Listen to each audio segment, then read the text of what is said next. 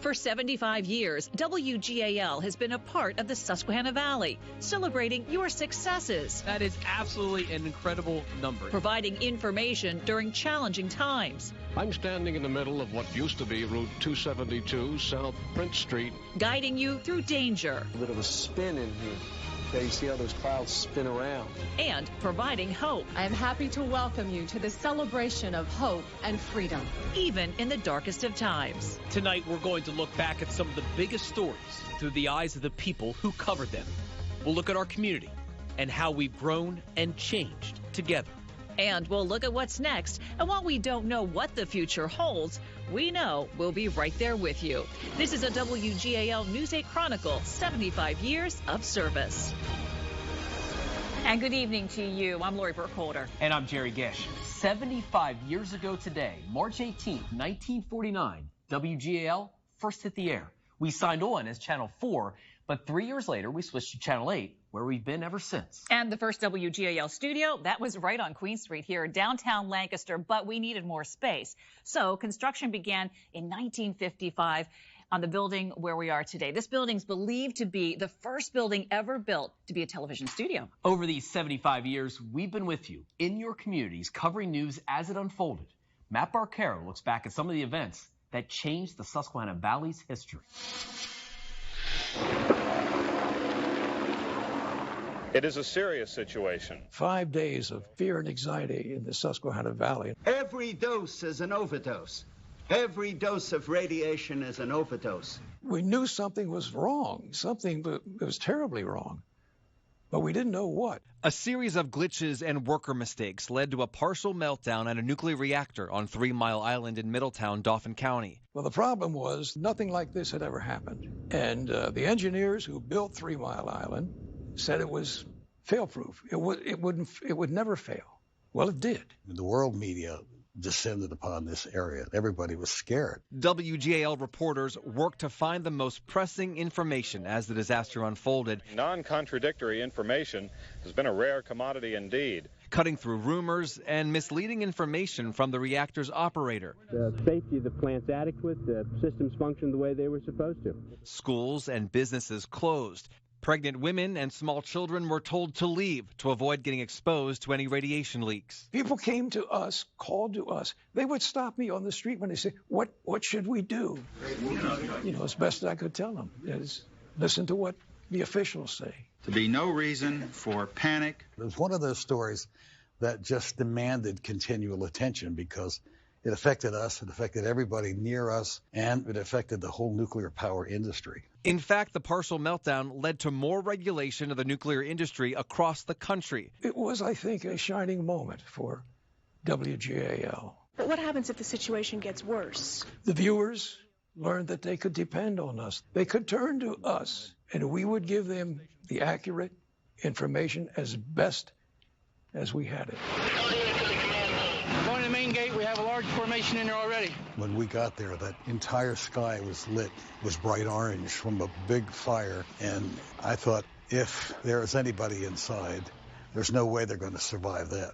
Jim Sinkovitz has been following the story all night. Live television was very new and very fresh, and we were just learning how to do it in this way. Situation here is much the same. So technically what was happening, this give and take between an anchor and reporter, at least that is what officials tell us. This was very new and very different. The Camp Hill State Prison was overcrowded, which led to unrest. Inmates found a way to break out of their cell blocks, and they assaulted guards and set fires. This is one of the worst situation that I've ever been placed in. We were there from 7:30 at night until 7:30 in the morning.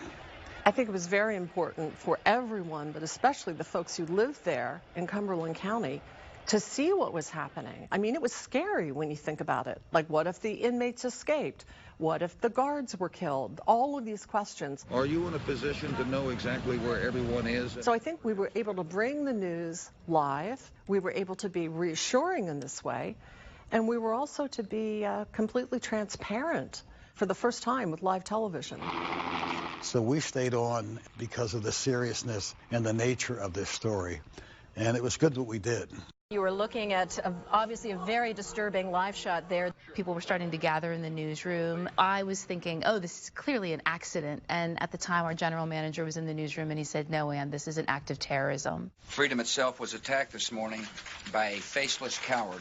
As international terrorism reached American shores, WGAL set out to make sense of it all and highlighted how people in the Susquehanna Valley were helping their neighbors. Students are hard at work.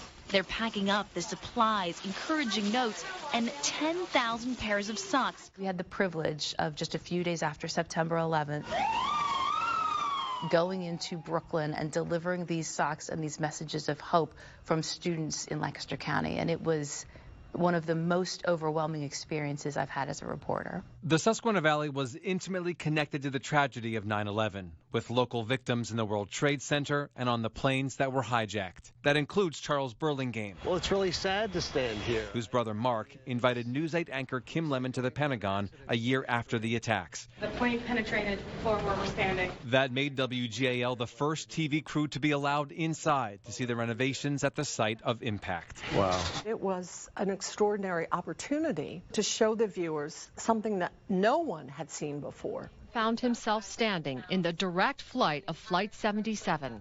I think it speaks to the way our story subjects trust us. Dr. Burlingame trusted us enough to request that we go with him into the Pentagon. That's saying something. The pictures that you're seeing now are live from Bart Township. Again, this story continues to unfold. The Amish school shooting is even difficult to talk about. It was really traumatic for all of us. They will be holding a press briefing to let us in on the details. I have a distinct memory of cresting a hill and seeing this just swarm of law enforcement, of helicopters, of members of the Amish community and others. The grief that was on the faces of everyone was unreal, and we had to hit the ground running to figure out what was going on. A man with a handgun walked into an Amish schoolhouse in Bart Township, Lancaster County, took girls in the classroom hostage, and shot 10 of them. 5 of the girls were killed. We stayed on the air nonstop until well into the evening.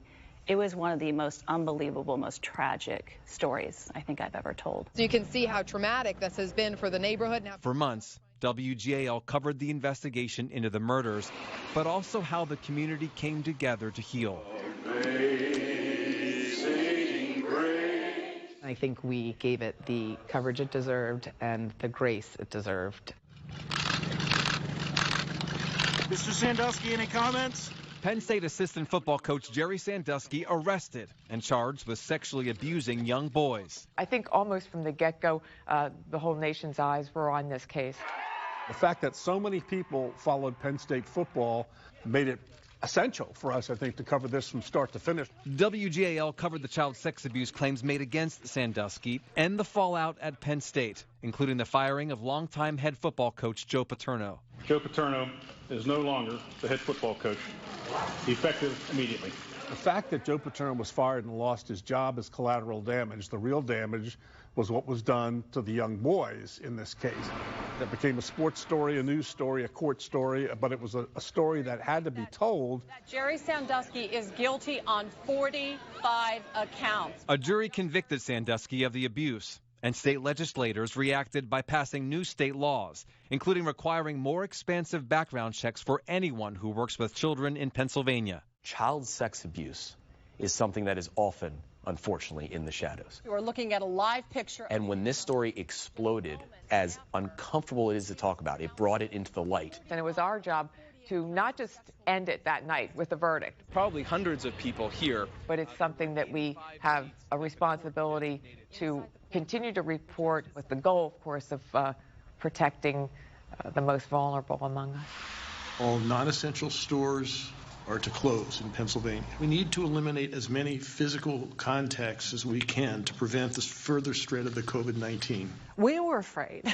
I mean, no one knew what to expect. People weren't going to work. People weren't going to school. And it was more important than ever for us to be on TV and to get that information out to viewers. It was clear with the death count every day. That's really sunk in. So many families impacted by this terrible disease. As COVID-19 shut down so many parts of society, it's pretty deserted here. WGAL continued reporting while keeping our own staff safe. We've been getting many questions. We had so many questions, but we knew that our viewers had questions as well.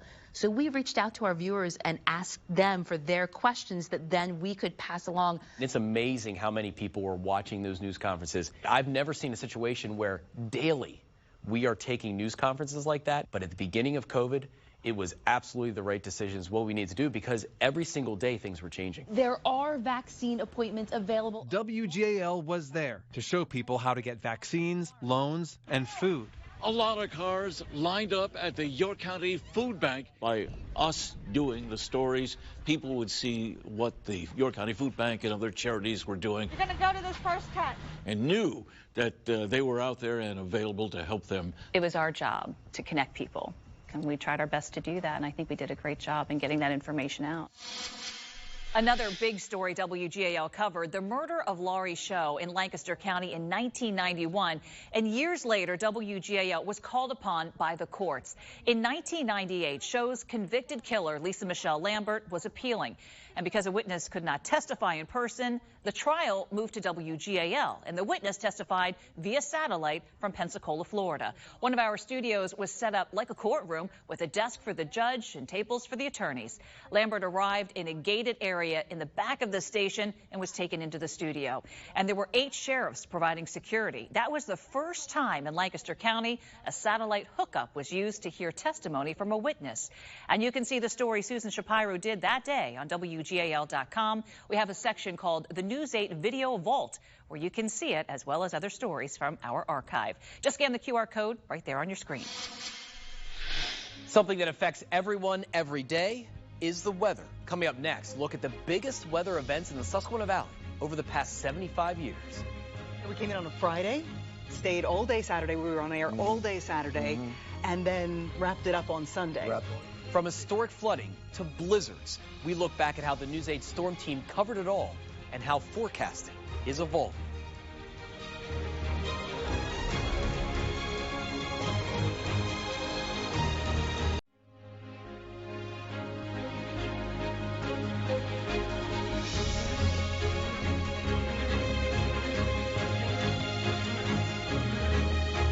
Welcome back to our WGAL News 8 Chronicles, 75 years of service. And of course, weather is one of the most important parts of our coverage here at News 8. And over the past 75 years, the storm team has covered it all, from snowstorms to hurricanes to tornadoes. So to talk about this, I could not ask for a better duo than this. We've got retired Chief Meteorologist Joe Calhoun. Always good to have you back, Joe. Thank you. It's good to be here. and current Chief Meteorologist Christine Ferreira. So thanks for being here, guys. I can't wait to talk about this because weather is so important to what we do. And boy, when we think back over 75 years, forecasting has changed a little bit. Now, we've got cloudiness all over the area. I mean, we get some data, upper level data, twice a day. Some surface data, but it was, you know, a lot of it we had to even plot by hand way back then. So yeah, it's come a long way. Magnetic boards. Right. Yes. Right, and little pictures of sunshines and writing things Big up on, H's and L's. Yeah, I mean, you think about the way it looks now, it's just completely different. And, you know, we talk about this, people count on it. I mean, people count on your forecast, I mean, especially during severe weather, but even other times. They're planning their lives. It's important. And especially in the morning, too, because that's my number one job is to get you out the door, get your 12-hour forecast, show you what to wear for the day. But to think about it, how that impacts people's lives as far as what you're going to wear, what the kids can do when they come home from school. It's a really important job that we do take seriously. I'll go all the way to Agnes. I mean, I was alive then. I was a kid. But talking just a couple of years ago with Dick Hawksworth and Jim Sienkiewicz, and we sat down and had a conversation about Agnes and covering Agnes, and all we had to do as they were trying to keep people informed and telling them where they could go for supplies. Still, the bottom line. What's the bottom line? We're serving the community. So when you guys think of big snowstorms here in the Susquehanna Valley, what do you think about? Oh, 93. Well, you're thinking 2016. I'm going back recently, anyway. A little longer than that. 93 was huge. And again, it was a weekend storm, but it was a big storm, blowing and drifting and lightning and thunder with that storm. And one of the things I remember is, you know, people couldn't get out of their homes because of the drifts with 93. Absolutely. Yeah, and that's the thing people don't realize. We're here. We don't go home, right? Right. Yeah. We don't go home. Sleep on the floor? Yeah, Nice and hard. wherever. Yeah. No, absolutely. Christy, that's a great point. I mean, I know you've been here. You mentioned 2016, over 30 inches of snow dumped on us. That was the biggest storm on record. Period. I think we've reached the unbelievable stage. 30.2, right? Right. We were here. We came in on a Friday, stayed all day Saturday. We were on air all day Saturday, and then wrapped it up on Sunday. 28.6 inches, folks. We've got the record. Historic. I mean, it really was. It was. 1996, Joe. Very impactful. Worst, I think, the worst month of weather here in the Susquehanna Valley. Some may argue Agnes, with all the devastation with that. We had almost 38 inches of snow that week. Then, a couple weeks later, it warmed up near 50. Everything was melting, and we got about an inch of rain. That's all it took. And it just unlocked all the ice on the river, and that took out the Walnut Street Bridge, and that's just an iconic scene. Absolutely. Weather scene. So that whole month was a mess. And then tornado as well. Campbelltown tornado is something that's a major impact here in our area. Yeah, I was at Millersville, almost graduating, and I remember that. I remember the devastation and the scene, and to have such a strong tornado here, kind of unheard of. And then the following day, you were talking about Dr. Scala was your professor at Millersville. John Scala and I went up and surveyed the damage, and we both agreed it was worse than what I worked in Omaha and Des Moines in the Midwest. It was worse damage than I seen. And the one thing I remember about that, I believe it was Susan Shapiro that interviewed a woman, and she heard us on the air talking about the storm coming. She heard it. She went to her lowest level, her bathroom, small bathroom. She saw it coming, and she knew she couldn't make it to the basement, so she jumped in To the little Potter room. Held on to her toilet to keep her safe from flying away. But during those severe weather events is really where you realize the importance that you have for the viewers and to be there for them.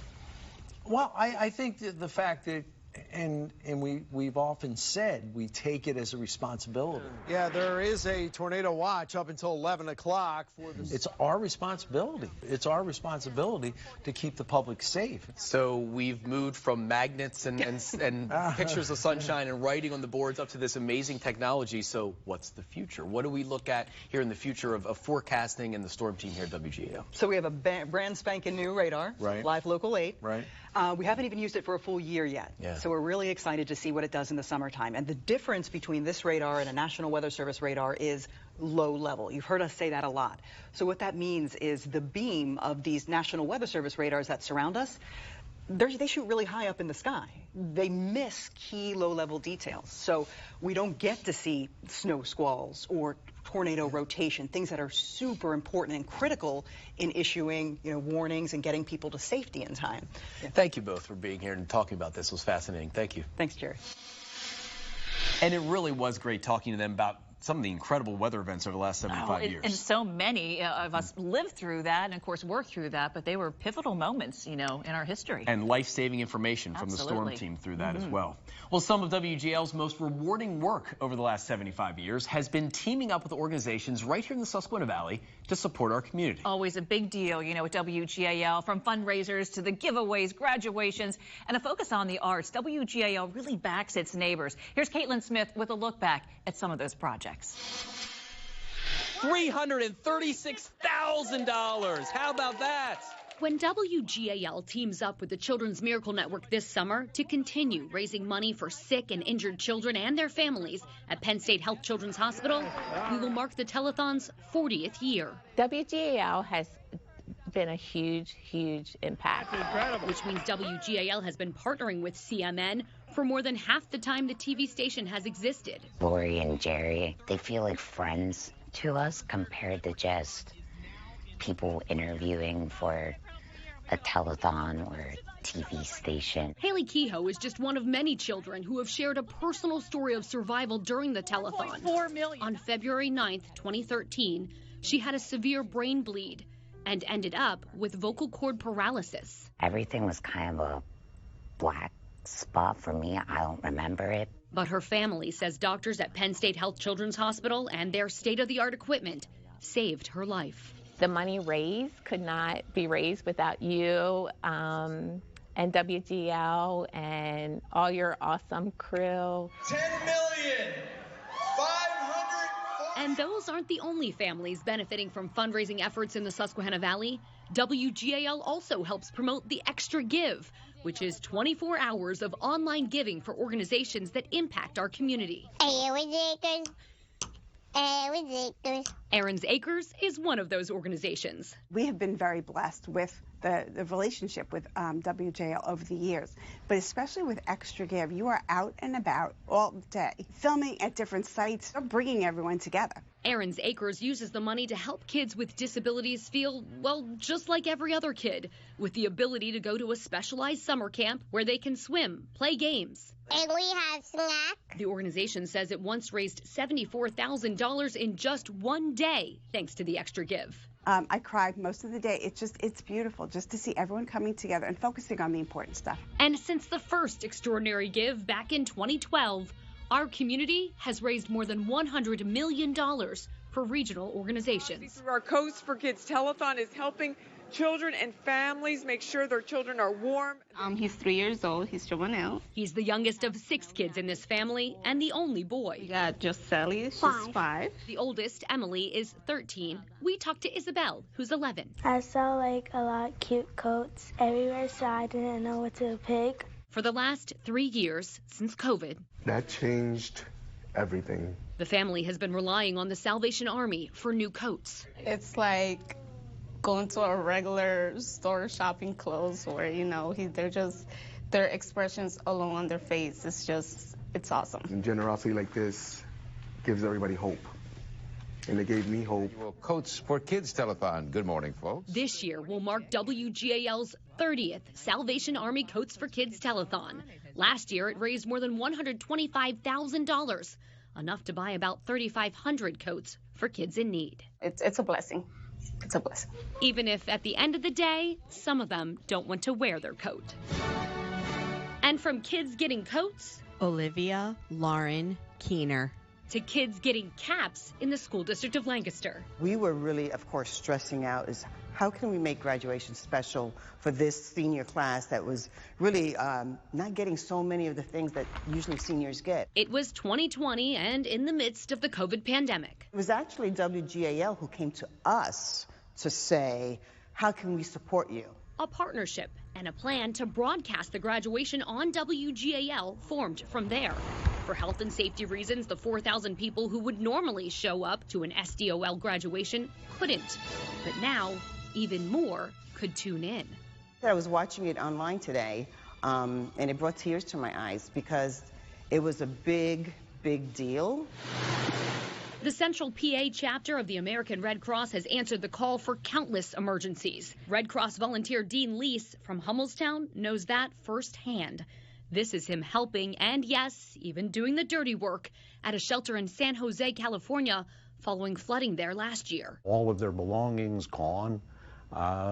It was a tough circumstance for them. And when they call WGAL for help, if I reach out to the team and say, hey, we have this need, is there something that we can do? The answer is met with yes. WGAL telethons following Hurricane Katrina in New Orleans in 2005, Hurricane Harvey in Texas in 2017, and Hurricane Florence in the Carolinas in 2018 raised more than $1 million.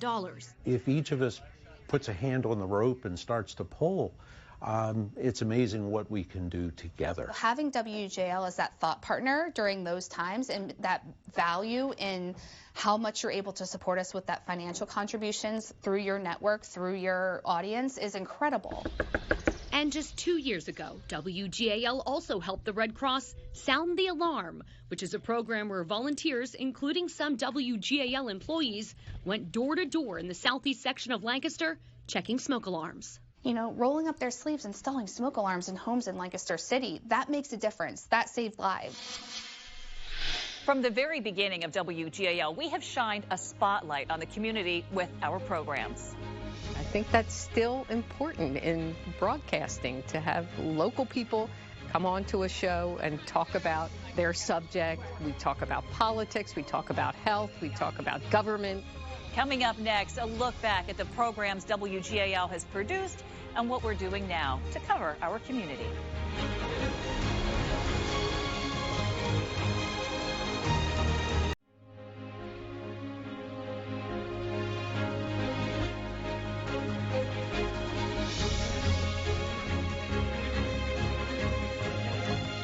WGAL has been the Susquehanna Valley's news source for decades, but this station was on the forefront of many programs that were educational, entertaining, and gave the community an opportunity to be heard. Here's a look at some of the many programs produced right here in our studios.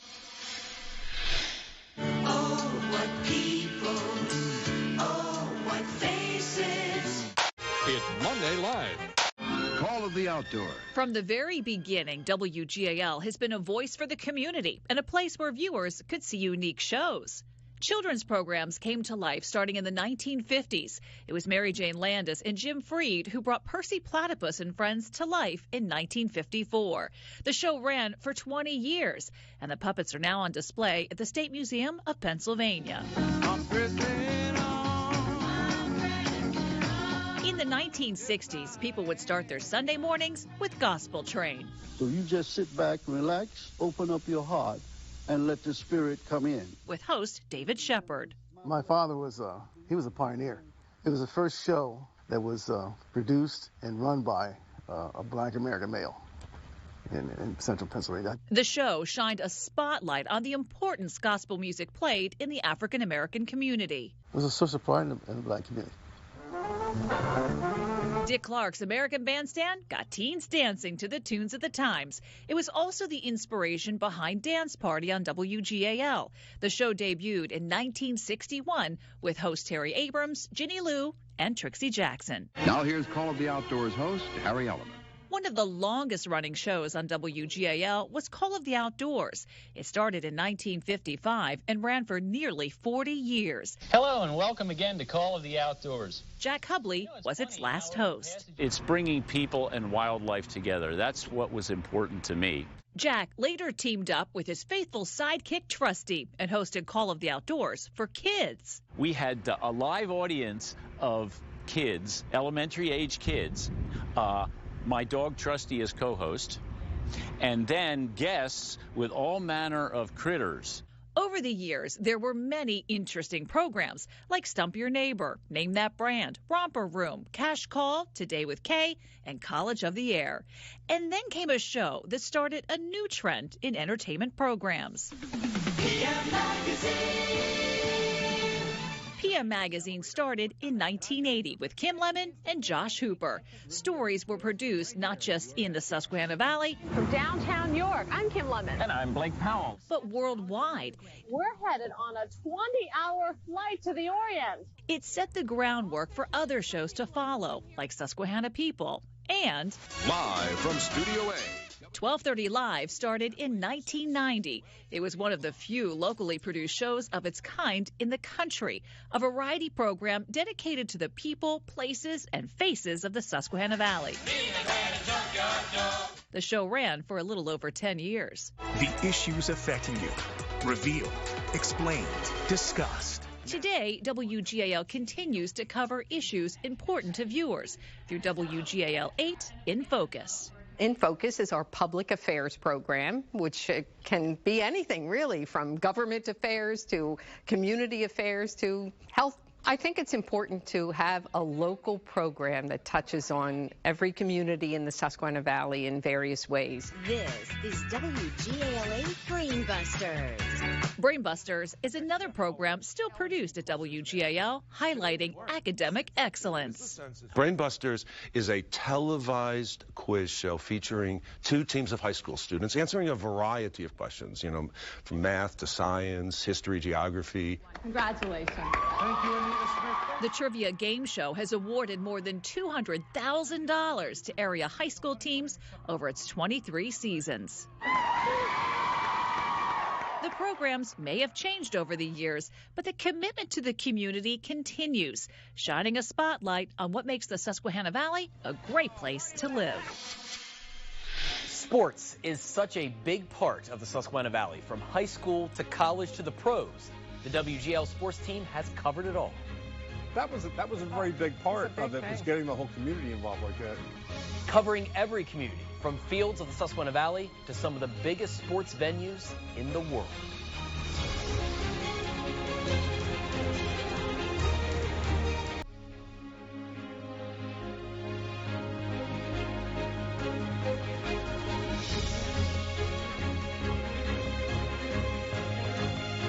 lot of fun in those pictures there, right? Just a lot of excitement. History, looking at those pictures just right there, brings back so many memories. And there have been so many big sports moments and stars over the past 75 years. Carlisle's Billy Owens, Redland in the Little League World Series, Mannheim Central in the Snow Bowl. Who could forget that, right? Whether it is football, basketball, golf, or field hockey, you know, WGL really has covered sports over the last 75 years. And News 8's Barbara Barr and sports director Pat Principe look back at some of the big moments. Well, you've been here 40 years now, Pat, covering sports, but sportscasting at WGL, a long line of legends, really, starting with Dave Brandt. Dave Brandt was sort of the first of his kind. He was one of the first television sportscasters of his kind. I grew up in Lancaster, and my mom used to kid me that my first love was sports. So in addition to watching all the events, Dave Brandt was the first sportscaster I really ever watched here at WGL. It's interesting, in WGAL's 75 years, there's only been 3 sports directors. Dave Brandt, Jim Stone, and myself, which is, I guess, is a good thing. Well, it tells you it's a good place to work, and the it tells loyalty you and how important local sports was to everybody. Absolutely, and this is a unique area when it comes to either high school, college, or professional, because you've got really such a passion for sports, whether it's football, wrestling, basketball, women's field hockey. Right. There's a lot of people that start in high school, and you can follow them into college and even the professional ranks. And high school sports has really become sort of the backbone of our coverage, mostly because, you know, local sports has really taken on a life of its own. And the whole philosophy was give people something they can't get elsewhere. And that's where the local sports came in. And in particular, high school football. And News 8's Football Friday. Because Football Friday really has become, I guess, almost legendary. High school football it's more than just a sport. It's a community event. Right. And it involves, like, you know, more than the players and the coaches. It involves the cheerleaders. It involves the bands. The fans are really into it. Student sections, you know, are just tremendous. But it's really become high school football has become sort of interwoven into the community. And that's why I think Football Friday was such a success. It is still a success. And we were out there, gosh, we went live on farms and in churches. That was a very big part of it, was getting the whole community involved like that. And of course the Halloween shows too, which we got to, you know, laugh at ourselves a little. Right. That was a ton of fun. Still one of my most favorite things to do here in my 40-plus years was me Football too. Friday. It was great fun. Look forward to it every week. And of course, I know you also look forward to covering Penn State. Right. Probably more than anybody in the history of Pennsylvania. Well, and Penn State, obviously, I've often said that's our major league team. Because I think at one time there were more season ticket holders for Penn State football games here than any other part of the state. So there's always been a Penn State following here. It's always been a huge deal. And I don't know really that there's a better fan base with the We Are, the whiteouts. Sure, yes, it does. In fact, people say that a Penn State whiteout is the most spectacular event in all of college football, and really it is. And it's been, covering Penn State has been enjoyable. And I think Penn State football, I mean, obviously there was the Jerry Sandusky scandal and all that, but I think they've recovered from that, and they're sort of in a new wave now. Of course, they had great teams, which certainly helped as far as interest. I mean, and great players like Kerry Collins, of course, the linebacker. A lot of local players, and that's been a lot of fun, is covering, not just at Penn State, but covering some of the local players that have gone to play at major colleges and then in the NFL. But Penn State certainly has had their share of guys. You mentioned Kerry Collins. I can think of John Whitman from Eastern New York. Micah Parsons, Micah of course, Parsons obviously was huge, and there's been a lot of them, and that's one of the great things about sports in this area. We've had a lot of great athletes in a lot of different sports, and we've been able to kind of follow them from high school to college, pros. I think that's something, as someone who played sports here at McCaskey, went on to college, is the coverage of girls and women's sports and how much that has grown over the years, whether it is field hockey, basketball, softball.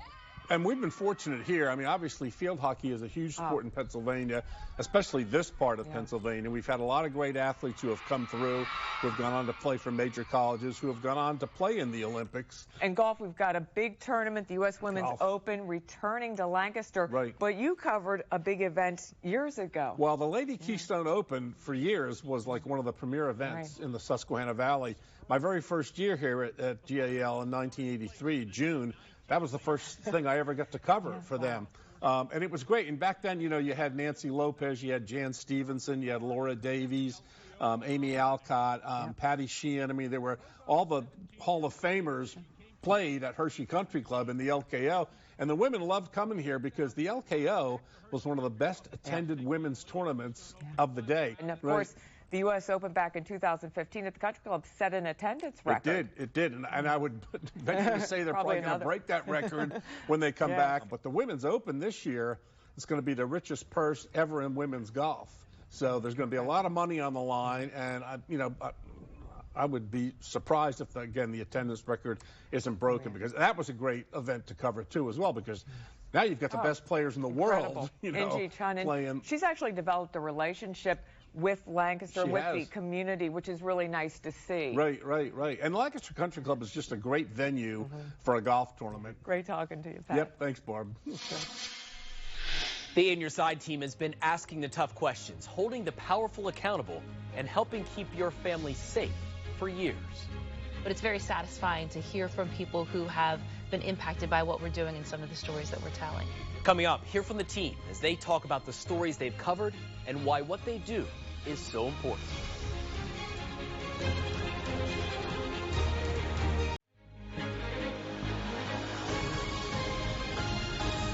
The Aid in Your Side team's mission is to understand, investigate, and report on the issues affecting you. Tonight, we're joined by the team members, Brian Roach, Susan Shapiro, and Ann Shannon, as they look back at how Aid in Your Side began, the stories they've covered, and what they will continue to do for you. So the Aid on Your Side team, we think is at least 25 years old. It's not older, right? It's not older, yeah. I mean, I started here in 2000, and we already had some elements of it in place. I'm Brian Roach, News 8 on Your Side. If you purchased a CD between 1995 and 2000, you have money coming to you. And in the beginning, we were just doing consumer-oriented things like testing products, finding little answers to little questions, people asking us about cars. I'm Brian Roach, News 8 on Your Side. But it soon became pretty obvious that we needed to go beyond that, because if you stop and think back, in the 2000s, all the technology that advanced back then, the iPhone was invented, the computer came of age, and that's when people really started getting targeted by scammers. So social media came about. Exactly. And so the need became pretty obvious. This woman says she lost $1,200 to help protect our viewers from these scammers, because the scammers were coming up with something constantly. I think we were always interested in doing those kinds of deeper dive stories, but when we got the brand, we did even more. What's when you remember vividly that you really helped the community with On Your Side? Well, I think in more recent years, I did a story. I thought it helped a lot of people about the CPAP machines that many people use. Aid on Your Side first told you about the problems with these machines nearly 2 years ago that were being recalled because of a breakdown of the foam. And I think a lot of people weren't aware of the recall and how some people were getting sick from it. So I felt like in more recent years, that's something I did. But many, many years ago, as I said before the brand, we did a whole expose on puppy mills in the Susquehanna Valley. Conditions when we went undercover this summer at some larger puppy breeding facilities. That was probably one of the stories I received at the time, a lot of snail mail. The most mail and reaction to anything I've ever done here. And I think people are still talking about that story. There are oftentimes people will say, well, do you remember that story that Susan did? And I think that it's still making a difference for people in our community. And you, education. I don't think we have another education reporter in the market, do we? I don't think so, and that's how I started on the Aid on Your Side team. I was the education reporter, moved into doing a little bit more investigative work. A new system is up and running in a Susquehanna Valley school. Some claim it's an invasion of privacy. We tried to look at some of the things that were happening in schools. Was the spending appropriate? Test scores, why were some schools really struggling with test scores while other schools in that same district were really doing well? But then also, we continue to develop as things changed in the world as well. You know what? You're taking the words out of my mouth, because as I'm listening to you, at one time, all three of us have had our little niches, but now we do things, we cross vectors, and you'll do consumer stories, and sometimes I'll do medical stories. And so as a team, I think we have really evolved, mostly to serve the needs of our viewers. Absolutely. Yeah. I initially started out doing a lot of health reporting, which I really enjoyed, and I think we brought a lot of information to people. Absolutely. We went into surgeries. I did hip surgery, brain surgery.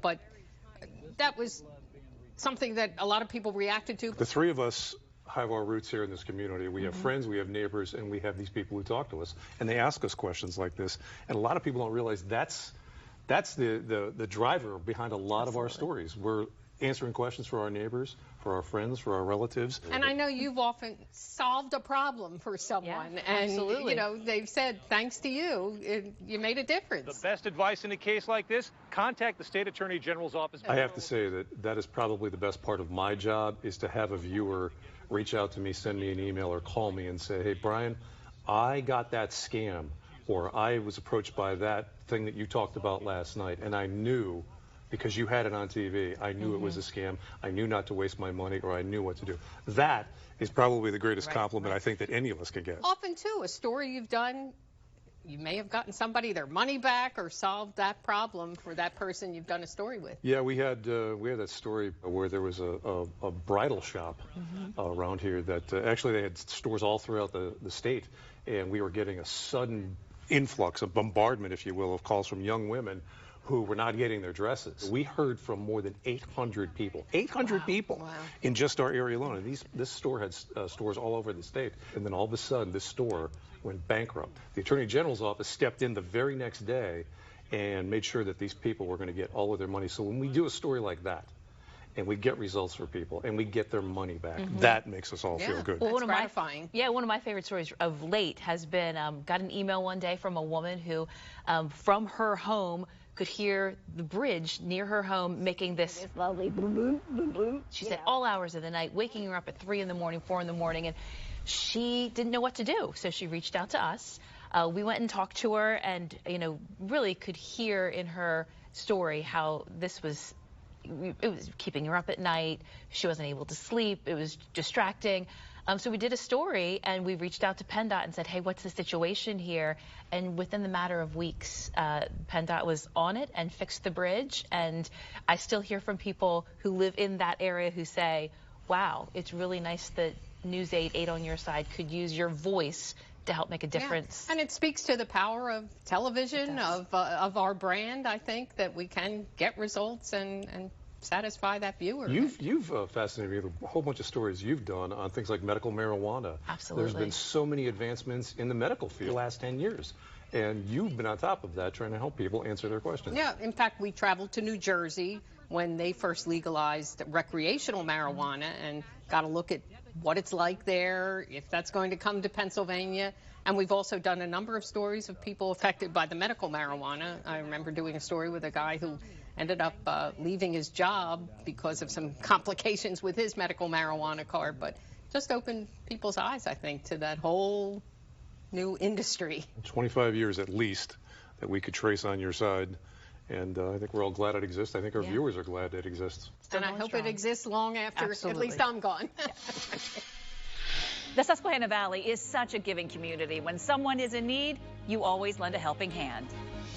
It's about the community and the support that the community was showing. And coming up, we look at WGAL's partnerships with community groups to make the Susquehanna Valley a better place to live.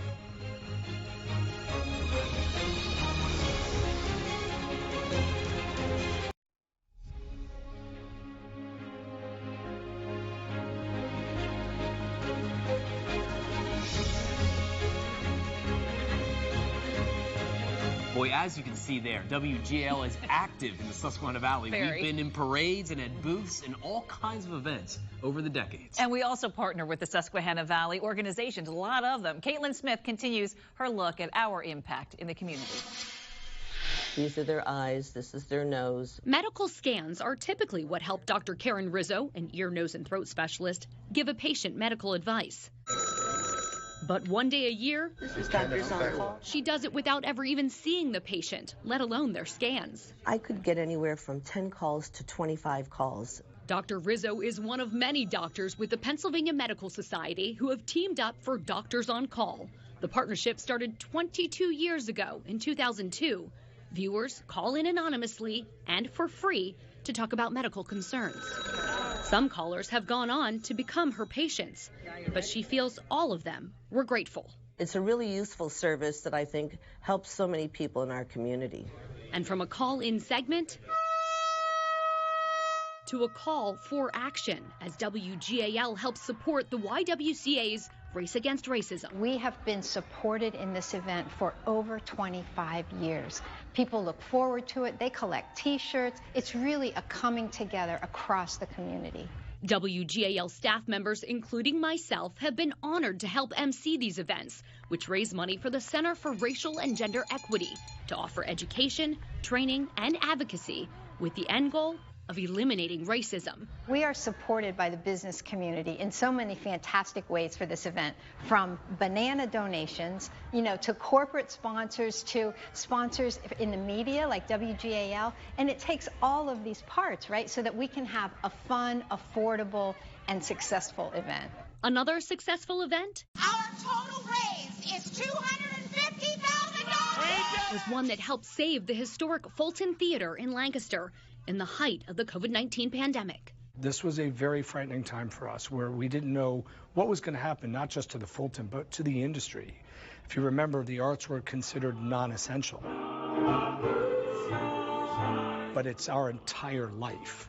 And knowing that WGAL is a proud supporter of the arts in the Susquehanna Valley? Well, the first phone call we made was to WGAL and said, hey, we have this idea. I know it's out of the box. Would you entertain this? And you were unbelievable in saying, yes, how can we support you? How can we make sure that all the arts are seen? On July 25th, 2020, we teamed up for the Support Our Home telethon, a fundraiser to keep the Fulton alive, complete with live performances, Broadway stars, and special guests. Between the telethon and donations given before and after, $328,000 was raised.